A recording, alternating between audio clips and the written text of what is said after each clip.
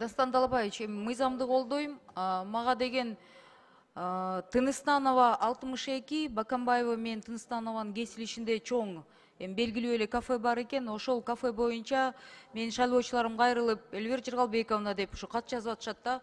Ушул жерден кафенин терегинде түн бою түнкү 3-кө чейин иштешет, ызы чуу болуп атат.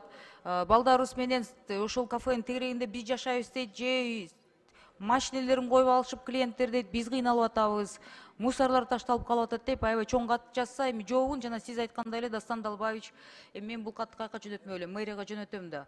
Аяка жөнөтсөм, ал жактан мага эми мыйзам чегинде бизде ошондой мындай тоскоолдуктар бар, аларга үн деле чыгарып айта албайт экенбиз деп ошондой бир жооп келди да.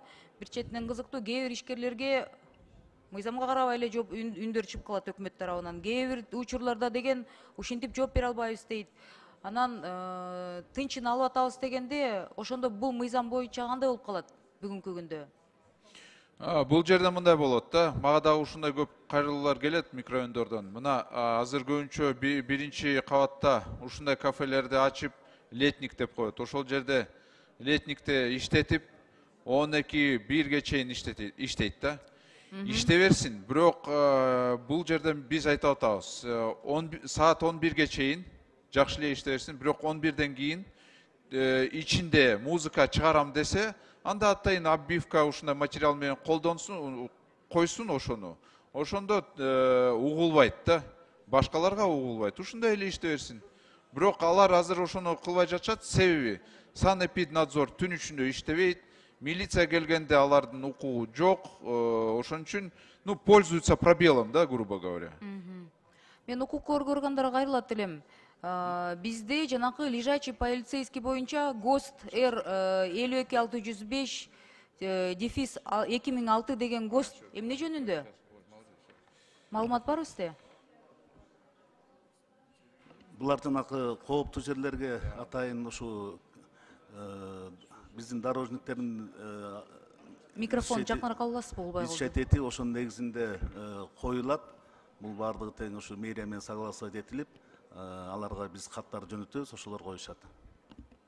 Кандай коопсуздук себептери деп атасыз? Кандай? Эгер деген ушул кафенин тегерегинде жашап аткан жашоочулар кайрылып атса, ушул кафе үчүн эми макул аралаша албайт экен өкмөт, мэрия тиш, укук органдары эчтеке дей албайт экенсиңер дейт.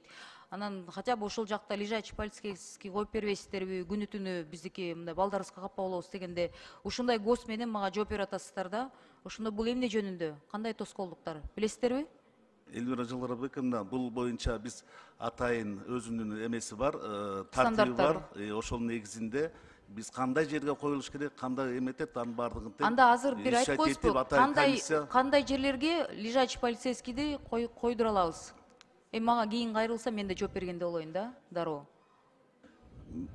Бул абдан жанакындай кооптуу мектептерге, жанакындай ушундай мектептердин астында, анан жанакындай кооптуу участоктор бар. Ошондой жерлерге атайын өзүнө эмеси тартиби бар. Ошонун эмесиге кат жөнөткөчү, мен дословно эмесиге азыр айтып эметпейм. Анда мага деталдаштырып ушуну жазып бересиздерби? Жазып берейин эмесиге, хорошо. Дастан Далабаевич, ошондо деген бул эми ишкерлердин ички жумушуна аралашып албайбыз деген мыйзамга кандай келип калат?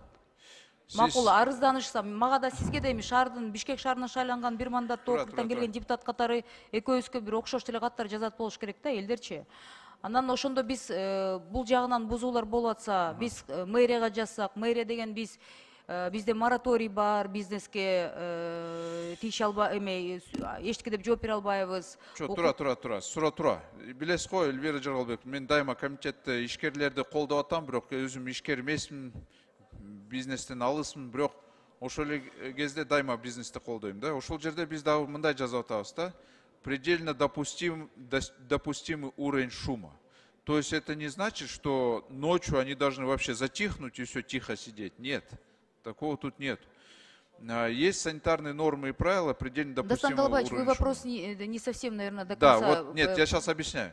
Так вот, здесь просто будет выезжать с шумомером. Он не подпадает под закон о порядке проведения проверок субъектов предпринимательства. Да, и поэтому они будут выезжать с шумомером. Если действительно шум превышает, придут, скажут, извини, дорогой, либо вот тебе сперва предупреждение, либо вот штраф такой. Уже сколько можно шуметь? То есть они могут налагать штрафы тогда? Смогут. Смогут, да, в рамках этого смогут. законопроекта нашего? Мгм.